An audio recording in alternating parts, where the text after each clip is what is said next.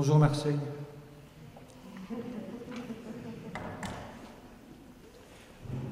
Mesdames, Messieurs, bonsoir. Le titre de cette intervention est « La culotte de Madonna ». Je ne vais pas en parler. Je ne la connais pas, ni Madonna, ni sa culotte d'ailleurs. C'est un épisode de la carrière de cette chanteuse qui, comme vous le savez, pour le moment est en train de s'islamiser. Aux dernières nouvelles, elle a épousé entre 36e noces un musulman, elle devient musulmane. Et c'est un épisode de sa carrière qui fait que lors d'un concert à Paris, elle a lancé sa petite culotte en direction de Chirac, qui je crois n'était pas président mais Premier ministre, mais je n'ai pas vérifié, ça n'a pas beaucoup d'importance. J'ai écrit un livre qui s'appelle « La culotte de Madonna », qui fait partie d'un ensemble de 4 petits livres, tout petits, faciles à mettre en poche, de taille très modeste, voilà, introuvables, pendant un certain temps, parce que maintenant, mon ami et collègue Van der Gucht, éditeur de la Lettre Velée, excellente maison locale, a décidé de les rééditer, ces 4 petits livres, dans un coffret cadeau. Ce sera très joliment présenté. Alors, il y a 4 livres qui ont été écrits au début des années 2000, qui s'appellent, le premier, « Dieu est-il gnangnan ?» Ma réponse est oui. Pas Dieu, ceux qui en parlent, Dieu, mais ceux qui parlent de Dieu sont souvent gnangnan, et dans la même veine. Le deuxième s'appelle « Esquisse d'une histoire naturelle du plouc », partant du postulat que nous sommes tous ploucs à un moment donné, donc ce n'est pas méchant, on peut être plouc. Le troisième s'appelle « La culotte de Madonna », et le quatrième, le titre est très long, c'est « Les fragments d'une philosophie de la parfaite banalité ». Alors c'est à partir de la traduction en vieux néerlandais de textes d'un lama tibétain du XVIIe siècle qui s'appelait Chouchou Lama. Et le jésuite hollandais qui l'a traduit s'appelle, alors pour ceux qui connaissent le néerlandais, la plaisanterie va sauter tout de suite, s'appelait Van der Leugen. En néerlandais, ça veut dire du mensonge. Voilà. Ces livres ont été publiés au début des années 2000 grâce à l'intervention d'un petit éditeur de province qui était d'origine rétoise, il était de l'île de Ré, avec qui je me suis très bien entendu, qui a publié de très beaux textes d'ailleurs. Pas les miens, mais il a publié également de beaux textes, notamment Bernard Noël, Pierre Mertens, des gens comme ça. Et puis un jour il a disparu, il a été happé par une méchante bête qui s'appelle Alzheimer, et je ne l'ai plus vu. Et comme il avait l'habitude de publier à flux tendu, c'est-à-dire qu'il faisait 100 exemplaires quand il commandait, et puis il n'y avait aucune réserve, il n'y avait pas de dépôt, ces livres sont devenus introuvables et M. Daniel Van der Gucht a donc décidé de les rééditer. Si vous pensez, il a la gentillesse de m'apporter les épreuves aujourd'hui pour que je les corrige, ce qui est une tâche épouvantable quand on est un auteur. Non seulement je déteste me relire, mais si je me relis, je ne verrai pas les fautes, donc j'essaie de tomber sur une victime. Elle est peut-être dans la salle d'ailleurs, puisque mon épouse est là. Pour relire les épreuves, mais si ça sort à temps, c'est un beau cadeau de Nouvel An. La culotte de Madonna, Dieu est-il gnangnan, mettre sous l'arbre de Noël, ce n'est pas une culotte et Dieu, c'est très festif. Je suis sociologue, paraît-il, retraité, pas de la sociologie, mais retraité de l'université. S'il y avait un prix Nobel de sociologie, je crois que je pourrais l'avoir dans à peu près 8 ans. Puisque le dernier prix Nobel en avait 81, ça me rassure sur le sort de professeurs émérites. On les fout dehors et puis ils se ramènent avec un prix Nobel. Et l'université qui les a foutus dehors, parce que M. Ampler a été pratiquement mis à la porte, pas voir, ça devait être un peu plus modeste à cet égard. Mais heureusement pas de prix Nobel en sociologie, donc je ne risque rien. Comme je suis sociologue, je vais d'abord essayer de situer. Ce sera peut-être sérieux pendant 5 ou 10 minutes, je vais essayer. Situer la sexualité en général, donc considérer grosso modo comme l'ensemble des activités faisant intervenir des organes sexuels. Étant entendu que, dans une certaine mesure, tout peut être organe sexuel à un certain moment. Enfin, bon. La sexualité est à la croisée de 3 sous-ordres de l'ordre humain. L'ordre humain, hein, comme il y a un ordre des vertébrés, un ordre des invertébrés, on va supposer qu'il y a un ordre à part que celui des êtres humains. L'ordre humain, qui est un ordre du social, parce que l'homme est un animal social, et même grégaire. J'ai croisé des supporters du match ce soir dans le métro. J'ai vu la grégarité bariolée en plus, et déjà légèrement, je ne vais pas dire avinée, puisque nous sommes en Belgique, abiérée ou asservoisée, si j'ose dire. Et puis ils leur répondaient avec des chants guerriers des Gallois. Vous savez que le pays de Galles est le pays des chœurs. Et donc c'était déjà très... Vers 19h, dans le métro, c'était déjà très pittoresque. Donc, l'ordre humain se divise analytiquement, c'est une vision analytique, hein, en 3 sous-ordres. Il y a un sous-ordre biologique. Nous sommes des singes. Nous sommes des singes avec une particularité, nous sommes des singes grammairiens. Parce que nous pouvons prévoir du futur et raconter du passé. En même temps, nous pouvons séparer le signifiant du signifié. Je peux parler d'un objet quand il n'est pas là. Quand ma chatte le matin, première chose que je fais le matin, c'est nourrir ma chatte. En confidence avant de faire pipi, parce qu'elle ne me laisserait pas faire. Quand ma chatte me dit j'ai faim, c'est maintenant qu'elle a faim. Elle ne m'a pas dit hier j'avais faim, demain j'aurai faim, maintenant j'ai faim. Puis elle est rassasiée avec son gourmet. C'est une chatte de luxe, un bitucle. Et puis elle me fout la paix pendant quelques temps. Donc, il y a un ordre biologique de l'homme, et notamment, s'agissant de sexualité, les organes sexuels et leurs usages possibles. Il y a un sous-ordre symbolique. En l'occurrence, ce sera le discours sur l'usage des organes sexuels. Symbolique, c'est l'utilisation d'un langage symbolique, en l'occurrence chez nous articulé, et à la fois connotatif et dénotatif.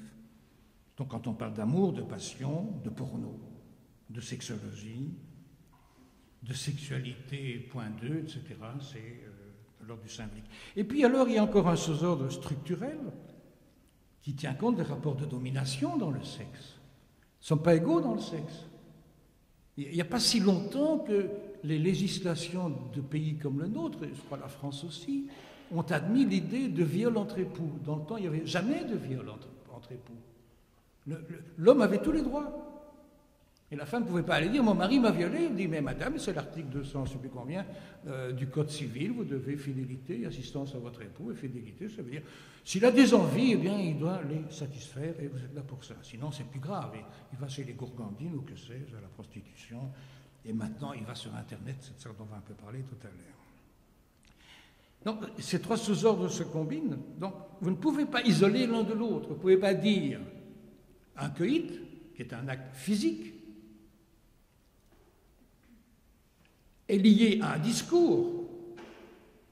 Je t'aime ou je t'aime pas, baise-moi, je te baise, enfin bon, peu importe, il y a un discours là. Et en même temps, un rapport de pouvoir qui est plus ou moins effacé ou plus ou moins visible. Le client a un pouvoir sur la prostituée qu'il ne peut pas refuser, qu'il peut difficilement refuser. Mais elle a un pouvoir sur lui, puisqu'il doit payer. Et que la transaction est de l'ordre à la fois du symbolique, puisque l'argent c'est du symbole, mais en même temps c'est du structurel. C'est un rapport de pouvoir. Chaque fois qu'on sort un billet, il y a un rapport de pouvoir qui s'établit. Il peut être égalitaire, il est rarement égalitaire. Deuxième point, je vais vous parler de ce qu'on appelle la société postmoderne. Alors je sais que le terme est très galvaudé, il ne faut pas le prendre à la lettre. D'autres auteurs très bien intentionnés parlent de société surmoderne. Mon ami Ballandier, de société hypermoderne, c'est Lipovetsky, société de modernité avancée. On ne va pas discuter là-dessus. Il y a une société dite postmoderne qui se caractérise notamment par le fait de l'accélération. Tout va très vite. Ceux qui, comme moi, possèdent encore ce qu'on appelle en belge un GSM, donc un téléphone portable acheté il y a 7 ou 8 ans, passent pour un ringard absolu. J'ai un téléphone Cro-Magnon. Je dis souvent rigoler, d'ailleurs le mien, vous savez, il fonctionne au gaz, donc c'est tout dire. Donc ça va très vite, il y en a ma 4e, 5e génération. Moi je n'essaie pas de comprendre. Mon fils veut m'expliquer, mais je ne comprends pas. Donc, l'autre chose, c'est ce qu'on a appelé, on peut en discuter, vous savez, mais c'est ce qu'on appelle l'engloutissement, la disparition des grands récits. Le XXe siècle, jusqu'à 1990 à peu près, a été dominé par des grands récits, dont deux politiques importants, le fascisme et le communisme, le marxisme-léninisme. Alors le premier, le fascisme, a disparu à peu près en 1945 avec la chute de Berlin, et la chute du mur, toujours à Berlin, ça se passe à Berlin d'ailleurs, c'est en 89-90, à la fin de l'Union soviétique, le discours, le grand récit communiste a disparu. Il y a des résurgences. On verra ce qui va se passer. Le sociologue ne doit pas prévoir, il n'est pas Madame Soleil, mais il y a des résurgences possibles, par exemple des communautarismes, centrés autour d'une certaine conception de la religion, des populismes. Je ne sais pas si Madame Le Pen sera un jour à l'Élysée, mais c'est plutôt bien parti. S'ils en croisent en François Kahn, c'est déjà fait. Enfin, on ne peut pas toujours l'écouter. Et puis il y a un discours aussi qui s'est installé, c'est le discours de l'argent. Sans argent, rien n'existe. Est-ce que c'est une idéologie qui va tenir? On n'en sait rien. Donc la boîte de Pandore est ouverte, on ne sait pas quand on va la refermer. Dans l'idéologie postmoderne, surmoderne, hypermoderne, on nous a servi, comme étant véridique, un discours de l'individualisme. On prétend que nos contemporains sont des gens qui disent « je suis je ». Je suis je. Et tant pis pour le reste. Et la publicité, le discours de la propagande, de l'apologie du système, est un discours qui repose sur l'idée « je fais ce qui me plaît, c'est moi qui décide ». Discours servi en même temps à des millions de gens. Sortez du rang, rejoignez-nous. Et nous sommes des millions. Pour moi, un des plus beaux, les plus belles illustrations de cet individualisme factice, c'est ce slogan, enfin c'est presque un slogan qu'on entend chaque année au moment des vacances, 50 km de bouchons au sud de Valence. Tous ces individualistes ont pris leur voiture et sont sur la même assise pour descendre vers la Côte d'Azur, et par choc comme par choc, c'est ça, paraît-il, faire je et je. Ou plutôt, c'est plutôt je et nous, en l'occurrence. Nous sommes dans un bloc grégaire, fait de foule et de masse énorme. Et en même temps, d'ailleurs, on pourrait dire que, plus encore que je et nous, c'est nous et je. Le nous est dans chacun d'entre nous, et ce nous, c'est un ensemble de... Alors, on dirait conditionnement, mise en condition, etc. N'allons pas discuter sur les mots. En matière sexuelle, les illusions du choix libre sont alimentées par le spectacle du sexe, qui fait que dans le spectacle du sexe, il y a le sexe du spectacle. Nous y reviendrons, mais on peut déjà souligner dès maintenant que dans cette spectacularisation du sexe, on va pouvoir donner une grosse importance à ce qu'on appelle les réseaux sociaux, qui consistent en l'éclatement de la masse autour d'objets virtuels pris pour réels. C'est Annie Lebrun qui, dans un très bon livre, a souligné l'excès de réalité, combiné avec le totalitarisme de l'inconsistance et la rationalité de l'incohérence. Qu'est-ce que c'est l'excès de réalité? C'est l'absence de dérobade, d'édulcoration, de suggestion relevant de la dimension proprement affective de la relation amoureuse. La dimension proprement affective de la relation amoureuse est scotomisée, rejetée. Les images sur le réseau, qu'il s'agisse de Facebook ou de Mythique ou de YouTube, je suis absolument incompétent dans ce domaine. Donc, moi, je suis quelqu'un qui écrit ses livres à la plume et qui consulte un petit Larousse fait de feuilles de papier. Donc, Donc, si vous posez des questions là-dessus, je dirais je ne sais pas. Mais je sais que ça existe. Comment on parle.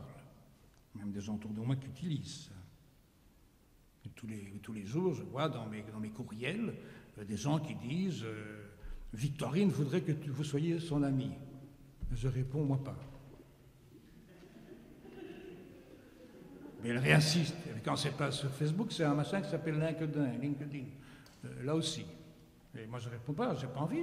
Pourquoi serais-je l'ami de quelqu'un que je ne connais pas?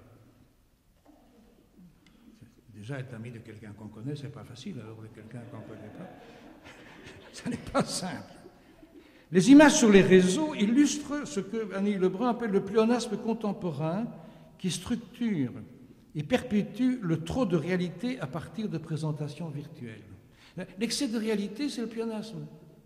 Je vais être tout à fait vulgaire, mais je crois que vous êtes tous majeurs, donc je peux dire des vilains mots, hein, oui, je peux.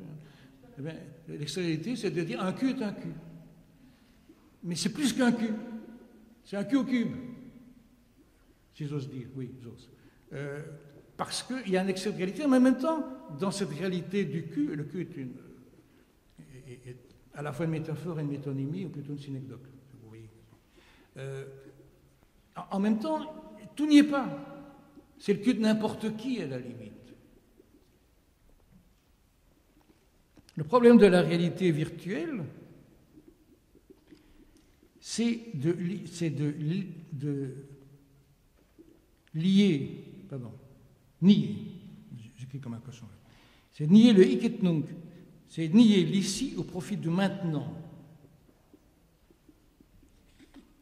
J'ai citation de ce genre de choses. L'effet libérateur célébré de la toile déculpabilise la masturbation, surtout féminine, et offre des modèles aux couples hommes et surtout aux femmes. On se filme soi-même, on se virtualise par implantation sur le contenu des images. Le web est une machine à vendre de l'immédiateté, un monde de l'image qui ne nous laisse pas forcément le temps d'élaborer nos propres constructions fantasmatiques et nous dicte ses normes. Dans une lecture passionnante d'un haut niveau scientifique, Marie-Claire Belgique, d'octobre 2013, je l'achète prétendument pour ma femme tous les mois, mais j'exerce d'abord la censure pour voir si elle peut tout lire.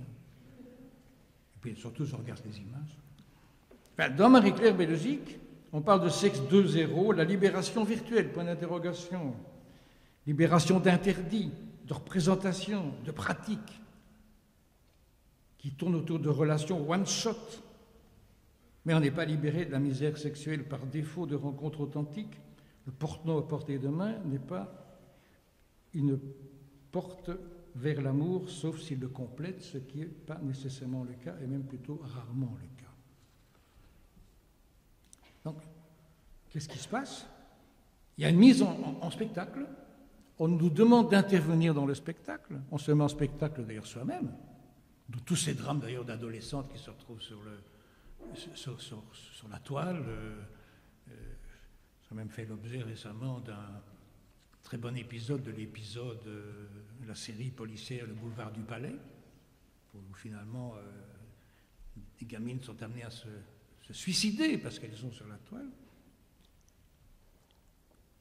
Sommes-nous capables, se posera une de mes jeunes collègues de Caen, d'assumer de réels instants de face à face avec les autres êtres charnels, sans prothèse technologique et virtuelle. Il y a une prothèse. Alors, on sait que ce qu'on appelle l'amour, avec un grand H, amour, a subi, comme un tas d'autres phénomènes sociaux, qu'on pourrait appeler une évolution, en tout cas des changements. Je ne sais pas si c'est une évolution au sens darwinien du terme, je ne crois pas, mais enfin, des changements. On a même dit que l'amour est apparu en Occident relativement récemment. C'est la célèbre thèse de Denis de Roussement. C'est pas vrai. C'est pas vrai. Mais il est certain que l'amour tel que nous aurions tendance, ou nous avions tendance, peut-être, peut-être votre génération pas, la mienne en tout cas, comme la rencontre entre deux êtres qui s'aiment et qui décident en tout cas de faire un bout de chemin de mon temps quand j'étais jeune, il y a 50 ans. C'était le plus long possible. Maintenant, c'est un bout de chemin qui doit être le plus agréable possible, puis on verra. Mais cette époque-là supposait une participation consciente, un investissement, pour le meilleur et pour le pire, célébré et consacré par quelque chose que l'Église appelle un sacrement, le mariage, est sanctionné par des dispositions du Code civil. C'est à peu près le même en France qu'en Belgique d'ailleurs. En Belgique, c'est les articles 212 et suivants du Code civil. Comme j'ai divorcé, je les ai entendus 2 fois. Je n'avais pas retenu la première fois.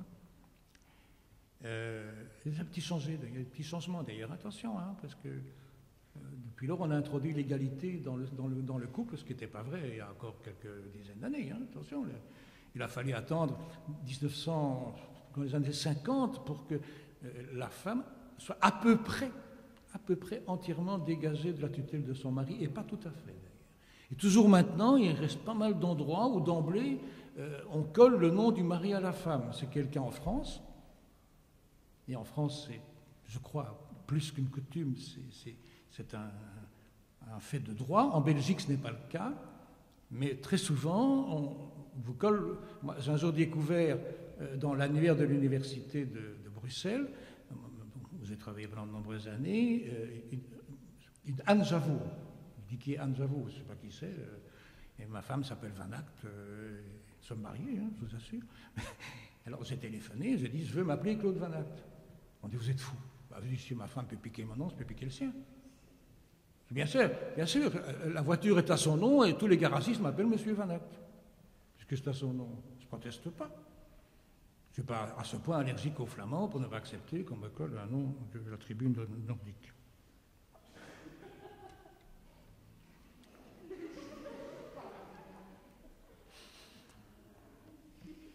Oui, mais rassurez-vous, le bilingue, c'est moi. Le virtuel tient lieu de réel tout en étant appelé à disparaître. C'est le règne de l'éphémère, comme les modes, les informations, les effervescences collectives. Nous sommes dans un monde où à la fois il y a inflation d'informations et en même temps celles-ci sont réduites à un état d'éphémère. On passe tout de suite à autre chose. Vous avez des événements qui se produisent. Pendant 3 ou 4 jours, la télévision va nous abreuver, et puis ça va disparaître. Remplacé par autre chose, qui soit de l'ordre du tragique ou du dérisoire. De temps en temps, alors, on revient rappeler qu'on existait, mais c'est déjà fort oublié. Ce qui arrive à la deuxième Madame Sarkozy, qui a été pendant peu de temps présidente de la République par mari interposé, et quelqu'un a un livre pour dire « Oh, je vis toujours ». Sinon, elle a complètement oublié. Et elle a pris effectivement le nom de son nouveau mari. Elle ne s'appelle plus Sarkozy, elle s'appelle Athias. C'est rien de l'éphémère. Les masses sont commandées par le passage, la vitesse, le rejet de l'ancrage. On a l'impression que si c'est nouveau, c'est bon. Si c'est vieux, c'est pas bon.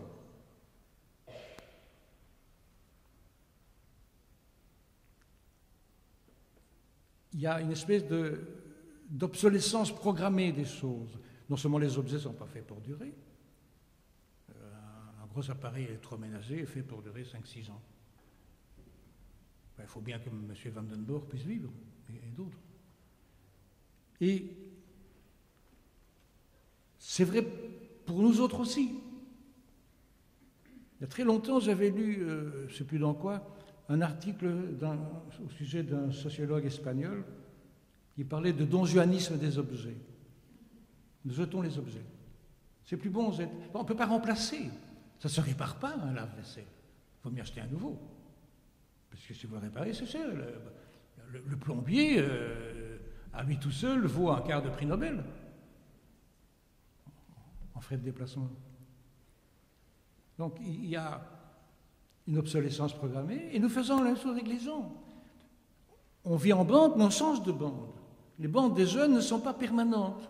C'est des bandes, mais elles sont à géométrie variable, comme on dit maintenant. Nos amitiés sont à géométrie variable. Nos amours sont à géométrie variable. Alors pensez bien, quand nos amours sont sur le net, elles sont certainement à géométrie variable. Et puis tout d'un coup, reviennent ce que Prévert a appelé les terribles pépins de la réalité, les maladies. Tout d'un coup, on s'aperçoit qu'il y a des maladies. 3 personnes par jour dans ce petit pays, qui n'est pas petit, comme a dit Paul Magnette, qui est moyen. 3 personnes par jour contractent le sida. Et tout d'un coup, on se réveille, on a cette information parmi d'autres, hein, un tas d'autres. Je ne sais pas, la reine Mathilde a changé de chapeau, hein, bon. Mais plus donc 3 personnes dans le sida, ça fait quand même 1000 par an. C'est pas mal. Et puis, tout d'un coup, on apprend qu'un monsieur de 45 ans s'est suicidé parce qu'il va perdre son boulot, après 34 ans dans la même boîte. Alors, ça fait un choc qui rappelle qu'à côté de cette espèce d'hédonisme qu'on nous célèbre sur tous les tons, cette façon de dire « je suis je et je vous emmerde », il y a des guerres, pas loin, et même des guerres intestines. Il y a ce week-end, dans une partie du Limbourg, qui n'est pas la partie la plus pauvre de la Belgique, il y a eu des émeutes avec des jeunes, avec tous les guillemets qu'il faut, issus de l'immigration. Il y a des troubles sociaux, il y a des accidents. Et puis il y a des catastrophes naturelles, des tsunamis, des ouragans, des typhons, des neiges précoces, du verglas, tout ça. Tout d'un coup nous rappelle qu'il y a aussi à côté du virtuel, du réel en pépin, en méchant pépin. Et souvent, nous ne sommes pas capables d'affronter ces pépins. Il faut des spécialistes, il faut des experts qui vont vous dire ce qu'il faut faire.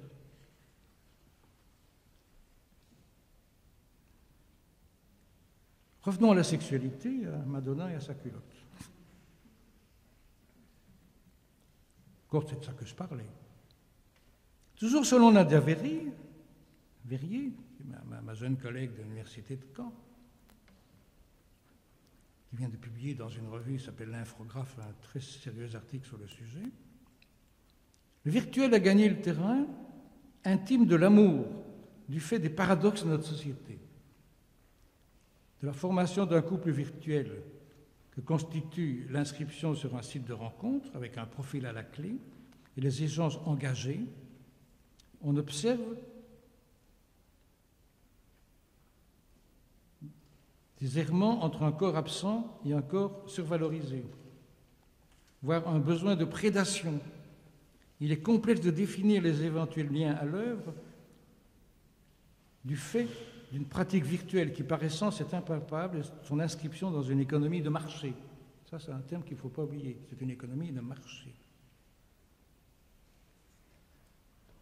Donc, le virtuel a gagné le terrain intime de l'amour, du fait des paradoxes de la société. Société paradoxale, qui d'un côté va nous raconter la misère et va, quelle qu'elle soit d'ailleurs, appeler à notre bon cœur, éventuellement, et de l'autre côté va nous raconter les riches. Il fait se percuter ces deux informations. L'homme qui se suicide parce qu'il n'a plus de boulot à 45 ans, qui se pend, et qui depuis 34 ans travaille dans la sidérurgie, qui est une activité condamnée, c'est clair. Ça n'empêchera pas M. Mittal de dormir. Puis de l'autre côté, une société qui célèbre une douzaine de types qui tapent sur un ballon pour des montants faramineux, 1 million, 2 millions, 3 millions. Et je vous signale que l'équipe qui joue ce soir contre le Pays de Galles au stade Roi-Baudouin est une équipe composée de joueurs dont aucun ne joue dans un club belge, parce qu'ils sont mieux payés ailleurs. Si j'avais choisi l'université, il y a peu de chances que j'aurais été mieux payé. sauf dans les universités privées, bien sûr, mais ce n'est pas ma vocation. C'est une économie de marché. Parce que le sexe, l'amour, c'est un marché dont s'emparent des Facebook et des mythiques, entre autres. Même si vous avez l'impression que c'est gratuit pour vous, ce n'est pas gratuit pour tout le monde. D'ailleurs, c'est encombré de publicité. Et puis en même temps, la société le paye d'une certaine manière. Le passe par pertes et profits, et peut-être, à mon avis, plus de pertes que de profits. Un de mes éminents collègues de l'Université de Montpellier, qui est à la fois psychanalyste et anthropologue, s'appelle Roland Gori, dont je vous recommande la lecture, c'est un psychanalyste compréhensible. Il écrit « On est aujourd'hui dans une conception de soi-même comme une micro-entreprise libérale et autogérée ouverte à la concurrence et à la compétition, où l'autre n'existe pas, l'autre est qu'un grand A. Il est un élément de l'environnement économique dans lequel je me trouve moi-même conçu comme une économie. » On est aujourd'hui dans une conception de soi-même comme une micro-entreprise libérale. Donc, j'investis moi-même dans des relations. Pour mieux investir, je passe par l'instrument informatique, qui a déjà joué un grand rôle dans les crises économiques récentes, notamment dans des crashs monétaires comme le baht en Thaïlande, je ne sais plus quand, en 2007, je ne sais plus. Enfin. Et autogéré, je m'autogère, ouverte à la concurrence et à la compétition, le modèle libéral appliqué aux relations personnelles, où l'autre n'existe pas. L'autre n'existe pas en tant qu'autre, et il existe comme élément de l'environnement. Bouge-toi de là que je m'y mette. Environnement économique, bien sûr, dans lequel je me trouve moi-même conçu comme une économie. Je suis une économie moi-même, qui va passer par des instruments. Encore une fois, les instruments qui sont sur la toile, sur le web, comme on dit maintenant. Et revenons, puisque ça s'appelle de la pop philosophie, à un grand philosophe, Emmanuel Lévinas. Lévinas dit que penser autrui relève de l'irréductible inquiétude pour l'autre. L'amour n'est pas conscience. Derrière la venue de l'humain, il y a la vigilance à autrui. Le moi transcendantal, dans sa nudité, vient du réveil par et pour autrui. Bon, ben, prenez vos cahiers, commentez, et je relève les copies. Penser autrui relève de l'irréductible inquiétude pour l'autre. Si je suis sur Mythique et que j'essaye de trouver un ou une compagne pour demain ou après, l'inquiétude que je vais avoir, c'est qu'ils me conviennent et qu'ils me répondent. Mais je ne suis pas inquiet pour lui ou pour elle, puisque ma relation est fugitive. Et d'ailleurs, le drame serait que je m'inquiétasse, imparfait et subjonctif. Ça ne doit pas. Surtout pas tomber amoureux. Baiser, oui, prendre ses précautions, s'il le faut. Une fois, deux fois, c'est très bien, mais après c'est fini. Je peux congédier comme je veux. Et si je ne peux pas congédier, c'est qu'on s'est trompé de pièce. Derrière la venue de l'humain, le vrai humain, il y a la vigilance à autrui. Autrui, il faut que je sois vigilant à son égard. Si je l'aime, je m'inquiète.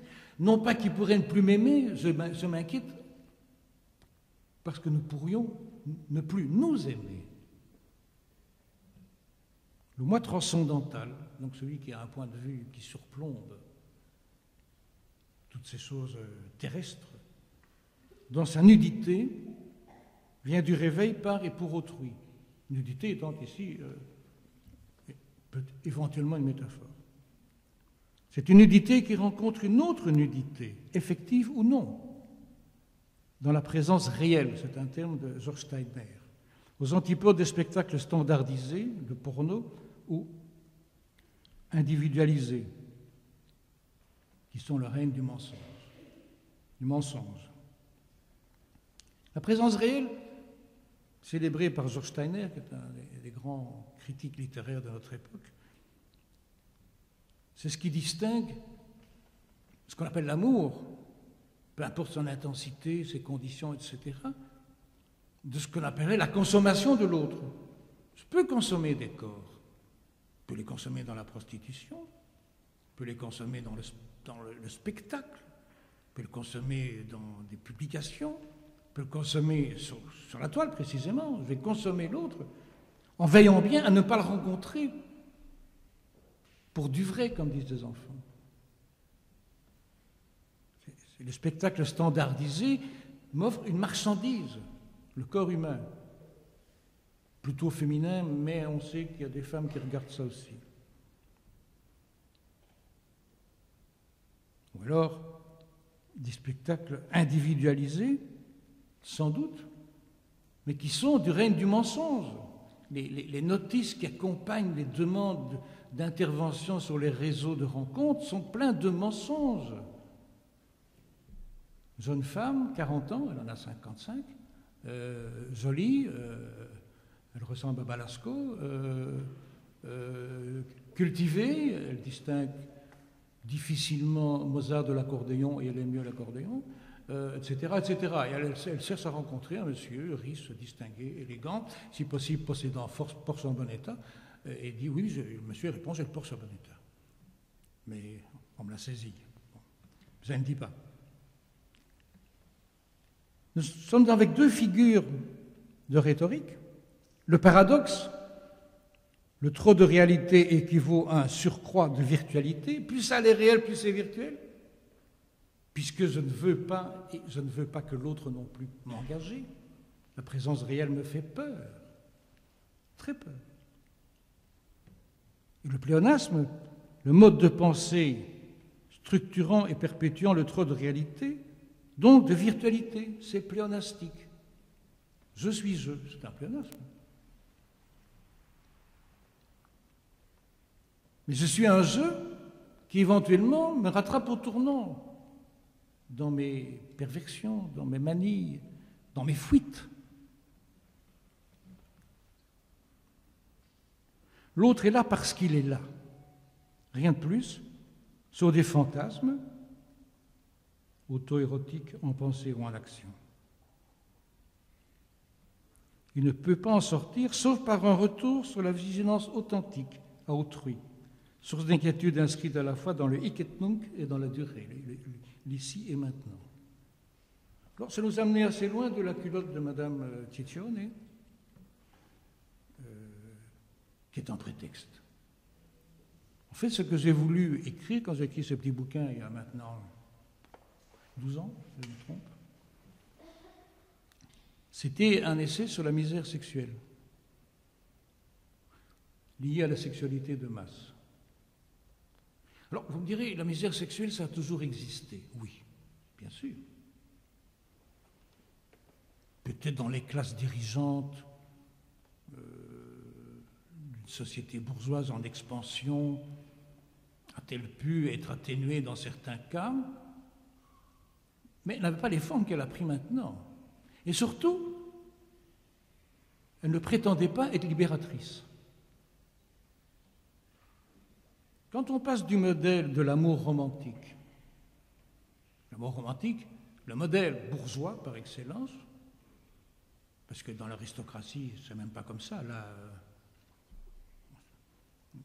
l'achat des épouses se fait sur base de transmission d'héritage dans lesquels l'amour n'a pas beaucoup d'importance. Dans l'amour romantique, la jeune fille, oie blanche, attend qu'arrive le séducteur sur son beau cheval, cataclope, cataclope, cataclope, et il l'enlève, comme dans Jane Eyre, enfin un truc comme ça. Et puis elle est soumise à son mari, elle lui fait des enfants. Nolens volens. Et lui, oui, il va au bordel. Il a une maîtresse, s'il est riche. Il partage une maîtresse, s'il est un peu moins riche avec d'autres. Une gourgandine, comme on dit, ou alors c'est nana. Tout ça, c'est ce qu'on appelle le double standard, c'est tout à fait accepté. Et d'ailleurs, juridiquement, ça s'accompagne de cette chose étonnante, c'est que l'adultère est bien plus sévèrement réprimé chez les femmes que chez les hommes. Quand Victor Hugo est retrouvé au lit avec Madame Liard, Victor Hugo, qui en plus est père de France, on lui fout la paix, Madame Liard, elle va en prison.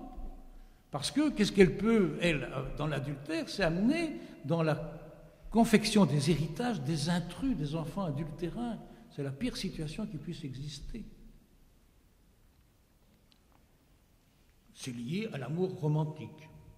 Et puis nous en serions maintenant, à une espèce d'amour égalitaire, où les individus passent entre eux. Donc c'est la relation pure, dira Giddens, mais je n'ai jamais compris ce qu'il entendait par la pureté. Où les gens, quand ils se mettent ensemble, passent une espèce de contrat qui porte surtout sur les modalités, je dirais, charnelles ou sexuelles de leur relation. Et si on quitte ce contrat, la relation s'écoule, c'est fini. Par exemple, un monsieur se met en ménage avec une dame, tous les coups sont permis, mais pas homosexuels. Si tu couches avec une autre femme, je te quitte. Mais avec les autres hommes, tu peux. Pourvu que je contrôle. Et que tu me racontes. Sur la toile. Tu racontes à tout le monde en même temps. Alors, je ne sais pas si ce modèle est réel. C'est un modèle conçu par des sociologues, il faut toujours se méfier. Mais ce qui est vrai, c'est que l'intervention du virtuel, l'intervention de la machine, encore rendue plus aléatoire, ce type de modèle, parce qu'il permet de se passer de la présence réelle.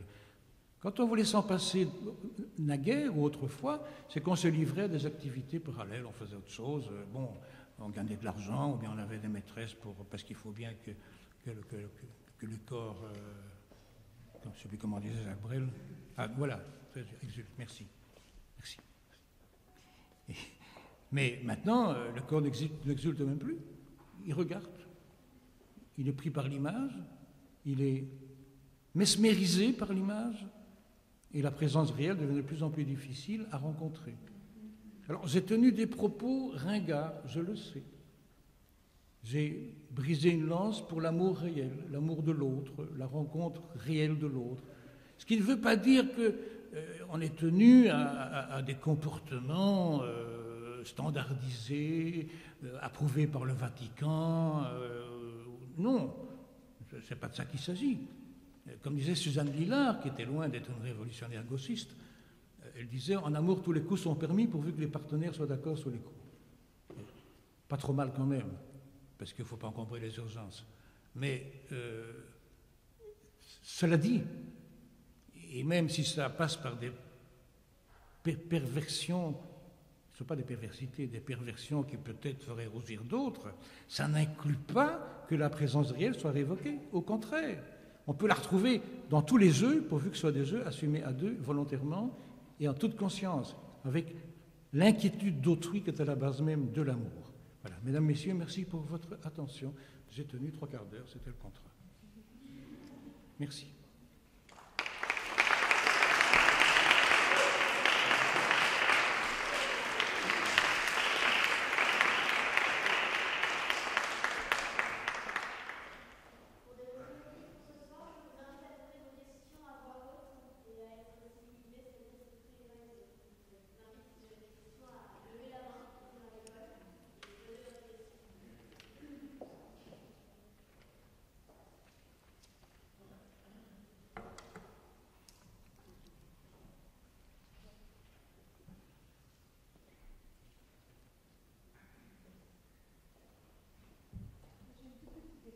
Une petite, oui. Oui? Quand vous parlez, tout le monde ment sur la toile, sur YouTube, sur Facebook, et le mensonge, oui, j'ai la sensation d'entendre, en même temps, c'est pourquoi ce que tu prônes, c'est l'amour réel. Tout le monde ment, mais tout le monde ment sur Facebook, tout le monde ment sur YouTube, et tout le monde sait que tout le monde ment. Est-ce que c'est vraiment un mensonge? Oui, je suis.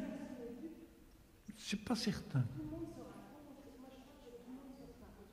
Je crois que tout le monde se raconte et tout le monde sait qu'on se raconte. Ça, je ne suis pas sûr. Enfin, je n'ai pas d'expérience directe de la chose. Hein. Il y a certainement certaines qui jouent le jeu et sont dupes sans l'être, puisqu'ils comprennent le système, mais en tout cas, chez les jeunes, pas nécessairement. Le virtuel finit par remplacer le réel. C'est l'enseigne d'ailleurs qu'il y a des cliniques spéciales pour addiction de ce genre. Le mensonge, alors, distinguons bien entre le mensonge nécessaire, il n'y a pas de vie sociale sans mensonge, parce que si on doit dire la vérité à tout le monde, on devient Alceste dans le Misanthrope et c'est invivable. Et puis il y a le mensonge volontaire, oui. Et puis aussi le mensonge imposé par le système. Je vais prendre un autre exemple, puisque nous sommes en plein dedans. Le football. On a gagné. Le football, je crois que les gens qui vont célébrer, qui sont prêts à payer des billets Bruxelles-Zagreb et retour, etc., sont sincères dans leur admiration de l'équipe. Et cette sincérité est provoquée par les médias, d'ailleurs en grande partie, par le fait que le football est un sport facile à comprendre et très spectaculaire. En fait, c'est la première religion mondiale, le football. Hein, là, au moins, à la différence des autres religions, des adeptes enthousiastes et vraiment impliqués, tout ça masque tout le reste, que c'est un sport de magouille, de dopage, de tripotage d'argent, de salaires faramineux et insultants pour la masse des gens, etc. C'est coupé. Alors, est-ce que les gens le savent? Oui, mais ils font l'impasse dessus. On peut faire l'impasse sur la duperie et continuer à jouer la duperie. Alors, je n'ai pas dit que toute relation par la toile est nécessairement mensongère. Je trouve que, notamment dans ce qui, paraît-il, va disparaître bientôt, qui sont les courriels, ce qu'on appelle les mails, mais sera remplacé par autre chose, cette façon de communiquer rapidement avec autrui n'est pas nécessairement une manifestation d'hypocrisie. Ça permet aussi de faire abstraction de coller un timbre, d'aller mettre une lettre à la boîte et de faire confiance au poste, ce qui est souvent une confiance mal placée. Donc, oui, on peut très bien avoir des relations affectives très agréables, exactement comme grâce à des procédés comme le Skype ou d'autres, on peut entrer en communication. Le téléphone portable est une chose très utile quand on est inquiet pour quelqu'un ou qu'on veut des nouvelles, etc. C'est aussi un objet transitionnel dont tous les jeunes se jettent dessus dès qu'ils s'installent quelque part. Donc c'est toujours la même chose. La meilleure et la pire des choses, c'est la langue. Alors je peux vous suivre que, ou bien on n'est pas dupe, mais on fait comme si on l'était parce qu'on joue, ou bien on est dupe. Et je crois que mon impression, mais pour une fois je suis un sociologue sans chiffres et sans tableau, mon impression est que cette duperie est quand même assez largement répandue, notamment chez les plus jeunes, je crois. Maintenant, je dis, je n'ai pas de preuves à vous apporter à ça, c'est une analyse que je fais.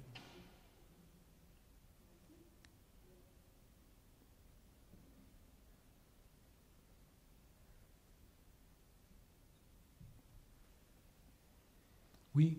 Si on est donc, ça peut être difficile de comprendre mon question, mais je vais essayer.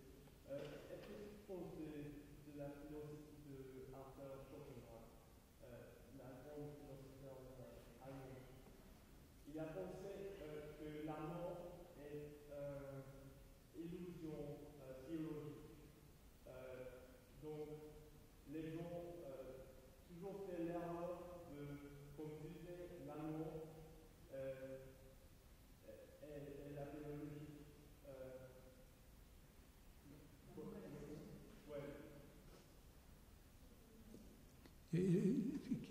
De qui parlez-vous d'abord?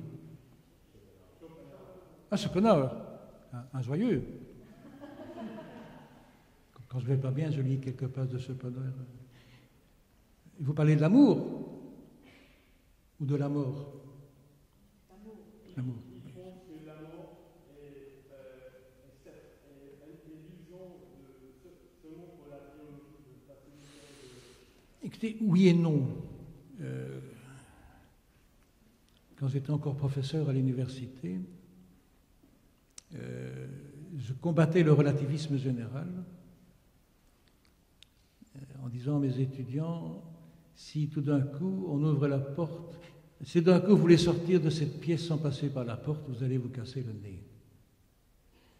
Là, vous n'y couperez pas. Et Mme Stengers prédictant qu'il veut que c'est un discours politique, vous vous casserez quand même le nez. Et si je fais entrer un cadavre dans cette pièce, vous verrez tout de suite que c'est un cadavre, parce que vous pouvez lui mordre les pieds, il ne va pas bouger. Ou bien alors il est tout à fait bourré, comme à l'issue des 24 heures du vélo. Schopenhauer, évidemment, il y a une vision pessimiste du monde et d'autres l'auront tout autant. Il n'empêche que pour certains d'entre nous, en tout cas, et beaucoup plus qu'on ne le croit, l'expérience de l'inquiétude amoureuse est réelle. Et même si c'est une tromperie, elle est là. Et je crois que certains philosophes... Moi, je vais opposer à Schopenhauer, je vais opposer Diderot. Diderot, qui est un grand amoureux toute sa vie, qui écrit des lettres splendides à sa maîtresse et à sa fille, d'ailleurs, et il n'y a rien d'incestueux dans leur rapport, qui lui célèbre l'amour, parce que ça le fait vivre, ça le transporte, ça le transforme. Alors on peut choisir, et Diderot n'est pas un romantique, c'est avant le romantisme. On peut choisir entre la vision Diderot et la vision pessimiste, c'est une illusion théologique. Oui, l'amour divin est une illusion certainement théologique, ça c'est clair, c'est une illusion pour moi, mais l'amour humain n'est pas une illusion, l'amour humain existe. Et je vous dirais tout bêtement, je l'ai rencontré, donc je ne vous en parlerai pas plus. Mais avec tous ces hauts et ces bas, ces difficultés, l'impossibilité de l'assumer, tout ça c'est vrai, mais en même temps, si on n'a pas fait cette expérience, je crois qu'on aura raté quelque chose de fondamental dans l'existence, et ça ne sera pas sur l'ordinateur qu'on le trouvera. Ce sera dans la rencontre réelle, dans le regard de l'autre. Et je ne vais pas vous faire du gnangnan, disons, aimer, se regarder ensemble dans la même direction, ça est foutaise à la Saint-Exupéry. Non, aimer, c'est trinquer. Et quand on dit l'amour dure 3 mois après Christian David, 1 an pour je ne sais qui d'autre, ça c'est des formules pratiquement non pas de théologiens mais de pharmaciens. L'amour dure tout ce qui dure. Et puis il fait mal. Voilà. Et il y a plein de poètes, d'écrivains, de peintres, de musiciens qui vous en parlent. Regardez Fidelio de Beethoven, écoutez La Damnation de Faust, et choses de ce genre. Verdi, vous verrez les traces de l'amour, comme vous le verrez ailleurs. Hein. Moi, je cite mes références à moi, mais les autres sont tout aussi respectables. On parlait de Jacques Brel tout à l'heure. Je crois que, enfin, je n'aime pas dire je crois parce que je suis un incroyant, mais j'ai l'impression que des gens qui tiennent des propos comme ça, l'amour n'existe pas, etc., sont soit des déçus, et ça peut arriver effectivement qu'on ait été déçus et trompés, bien sûr, soit des gens qui en ont peur. Et comme l'amour suscite de l'inquiétude, nous sommes une société qui n'aime pas l'inquiétude. C'est embêtant d'être inquiet. On préfère être inquiet sur les cours de bourse ou sur l'arrivée du train, tandis que l'inquiétude, c'est l'autre. Parce que vous ne pouvez pas aimer si vous ne respectez pas la liberté de l'autre, et sa liberté vous inquiète, évidemment. Bien sûr. En toute chose, pas uniquement parce qu'il pourrait vous tromper, mais parce qu'il ne peut pas penser comme vous, et il n'est pas obligé de penser comme vous. C'est l'anti-aliénation, et quand même un certain degré d'aliénation, puisque, en partie, nous sommes l'autre par rapport à nous. Excusez-moi ce discours un peu théologique lui-même. Il y a une théologie athée. Hein. Il y a une théologie laïque. Moi, je suis un théologien laïque. Voilà. On a une question de Marseille qu'on vous retransmet. Une question sur le désir pour ce soir. Excusez-moi, mais... On a une question de Marseille. Ah.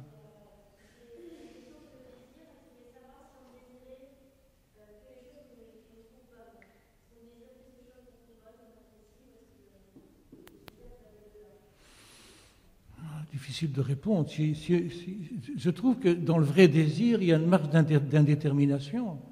On désire des choses qu'on ne connaît pas bien. Si d'emblée, je peux désirer effectivement, je ne sais pas, un merveilleux de chez Vitamer, qui est quand même une des plus hautes constructions de l'esprit humain, mais je sais que c'est un merveilleux. En revanche, je peux désirer connaître quelque chose que je ne connais pas bien. L'autre, déjà.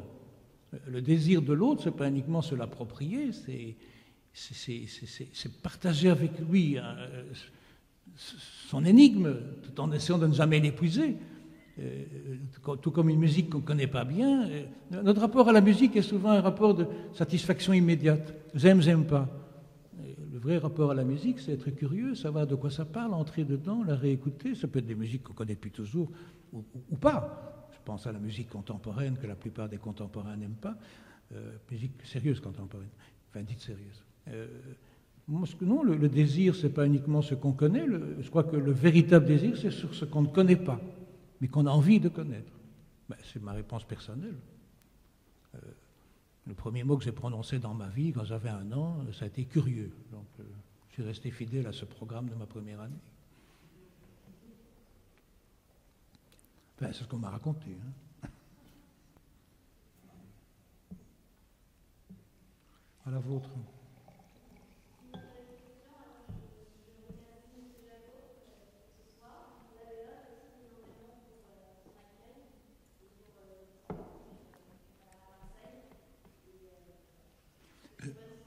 Je vous remercie d'avoir été nombreux et attentifs.